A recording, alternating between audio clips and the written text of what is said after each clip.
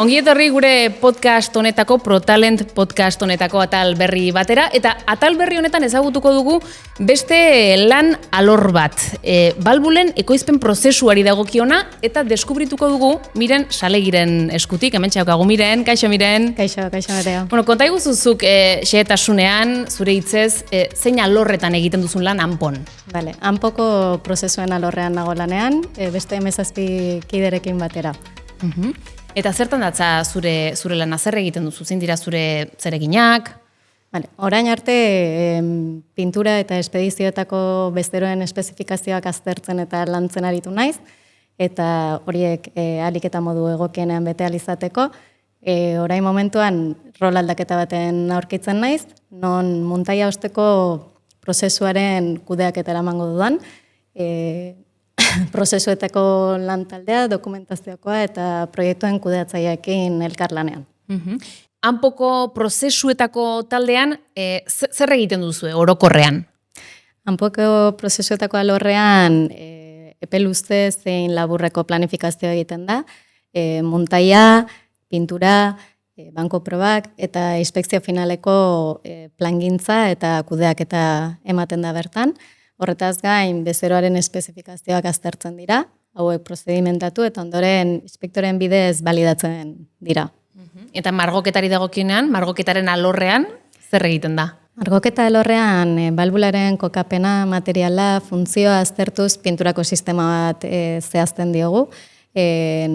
Hau aurrera eraman alizateko kontuan izan beharreko puntuak prozedimentatzen ditugu, eta horretaz gain, produkzioa aurrera modu eraginkor egokian joan alizateko pausoak ematen ditugu, eta sortzen diren arazoa konpontzen jarduten gara. Eta bezeroak izaten dira erabakitzen dituztenak margoketako espezifikazioak, nola izaten da hori? Bezeroa handia denean, espezifikazio tekniko oso zehatzak izaten dituzte. Aldiz, bezeroa txikia denean normalen ez dute espezifikazio berezirik izaten, baina beti izaten dute kontuan izan beharreko zerbait. Esan behar da, guretzako ohikoena den espezifikazioa arankorena dela, bertan bai erabili beharreko pinturak, lodierak, sistema guztia definituta etortzen zaigu, eta guk hori nola aurrera eramango dugun definitzen eta ikusten dugu. Tira, pentsan dut eskaerak denetarikoak direla, bakoitza bere gauzekin dator. Zakitola bitxiena, zein izan daiteken eskaerarik bitxiena jaso duzuena? Bitxiena baina gehiago aipagarriena, edo azkena aurrera eraman duguna, orain dela 2 aste egin genuen Sapsirako balbula bat izan zen. Uraztian egon behar duenez, pintura oso berezia da, egin beharreko prozesua ere desberdina da, kontuan gauza desberdinak izan behar genituen, eta hau aipatuko nuke. Eta nola identifikatzen dituzu hobetu beharreko gauzak? Jendearekin, lantaldearekin harremanetan, nola da hori? 2 gauza izaten ditugu kontuan. Alde batetik pertsonen ekarpenak, eta bestetik datu objektiboak. Erabakiak modu zehatzago edo espezifiko batean hartu ahal izateko. Oso garrantzitsua iruditzen zait, bertan parte hartzen duten pertsonen iritzia eta eragina aztertzea erabakiak hartu horretik. Horrela denok eroso eta gustora gaudenean dena hobetu joaten da. Epatu duzun hori garrantzitsua da, ez da, iritzia. Zuk sentitzen duzu zure iritzia kontuan hartzen dela? Bai, nire iritzia kontuan hartzen dela uste dut, eta hori lan ingurunean oso garrantzitsua dela uste dut. Azkenean irizpide eta ideiak modu libre batean partekatzeak taldea indartzen du, eta lankidetza oso positiboa, egoera positiboa sortzen du. Horrekin azkenean taldean motivazioa eta konpromisua handitu egiten dira, emaitza hobeak lortzeko bidea irekiz. Eta talde giroa nola da? Atera duzu gaia eta jakin nahiko nuke nola den zuen arteko giro hori? Vale, talde giro oso egina dugu, komunikazioa irekia da, eta horrek eragiten du denon helburuak modu eraginkorrean aurrera eraman alizatea. Digitalizazio hori dagokionean, nolakoa da prozesuetako digitalizazio maila? Digitalizazio hori dagokionez, etengabe aurreratzen ari da, aurrera eramaten ari gara prozesuen taldean. Digitalizazioaren integrazioari dagokionez, prozesu guztietan ez gaude nivel berdinean, prozesu batzuk guztiz digitalizatuta daude, datu guztiak kontrolak digitalki egiten dira, baina beste batzuetan horretan lanean ari gara. Eta zein talderekin izaten duzu, ez dakit kontaktu edo hartu eman gehien? Gehiena prozesuetako lan taldearekin erlazionatzen naiz, baina azken finean prozesuetan ia departamentu guztiek dute beren garrantzia, ondorioz bai proiektu kudeatzaile teknikoak, inspektoreak, dokumentaziokoak, ia guztiekin tokatzen zait harremana izatea. Tira, esan dugu urte bete inguru daramazula hemen, Anpon, ez da? Okeraz banago? Bai. Gustora etortzen zara lanera? Bai, gustora eta motivatuta etortzen naiz. Azkenean ingurune profesional egokiak eta eguneroko erronkek nire motivazioa handitzen dute, eta horre nire lanaren kalitatea eta konpromisoa asko handitzen dute.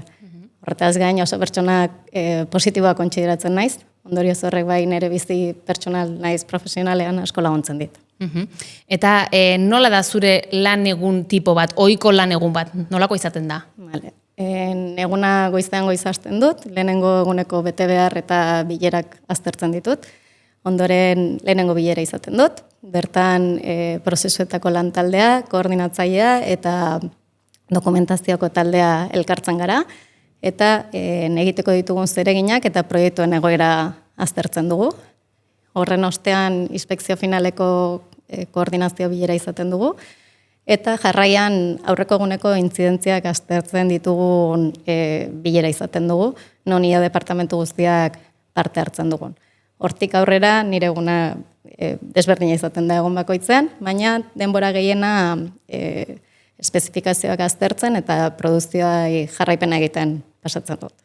Tira, gure podcastean hainbat atal izan ditugu eta atal guztietan bada errepikatu den zerbait, galdera bikoitz bat, eta da, zer da gehien gustatzen zaizuna zure lanetik, zure lanpostutik, egunerokotik, eta zein gutxien edo zer egiten zaizun zailena. Vale. Gehiena bezala komentako nukena da, eguna oso dinamikoa izaten da, egunero egoera eta erronka desberdinak sortzen dira, eta hori aurre egiten pasatzen dugu eguna. Aldiz gutxiena gustatu edo zaiena egiten zaidana, esango nuke sortzen diren ustekabeko egoeren aurrean jarrera positiboa mantendu eta transmititzea dela. Azkenean taldearen laguntzarekin eta komunikazio, konfidantzazko komunikazioarekin gauzak aurrera ateratzen dira, baina momentu horietan jarrera mantentzea ez da guztiz erraza. Ez da momentu horietan. Erronkak aipatu dituzu, egunerokoan erronka desberdinak egon dezkela, baina bat aipatzekotan ze erronka esango zenuke daukazula orain zuke eskuartean. Orain momentuan muntaia osteko prozesuen gestioa, antolakuntza eta komunikazioa hobetzea litzateke nire erronkarik handiena, bai departamentoan bertan eta baita beste eragiten dieten beste departamentoekin ere. Zu ingenieria zara ikasketaz. Zer esango zenioke ingenieritza ikasi edo ez zalantzan dabilen neska gazte bati? Vale. Esango nioke ingurune teknologiko eta zientifiko honetan aukera ona dela ingenieritza ikastea. Ez bakarrik ezagutza teknikoak jasoko dituelako, baizik baita ere arazoen aurrean egoera gestionatzeko eta pentsamendu kritikoa landuko duelako. Horretaz gain, ingenieritza oso zabala da, eta aukera ematen dizu zure interes eta balioen arabera zure etorkizuna forma ematen joateko.